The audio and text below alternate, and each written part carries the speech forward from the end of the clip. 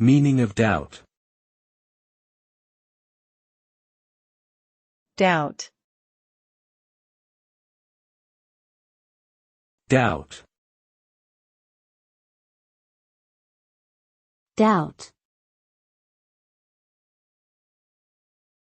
Doubt. Doubt is a feeling of uncertainty or lack of conviction about something.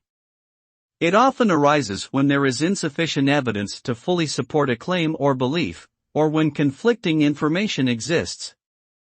Doubt can lead to skepticism, which is a healthy attitude of questioning and inquiring that helps us arrive at reasoned conclusions.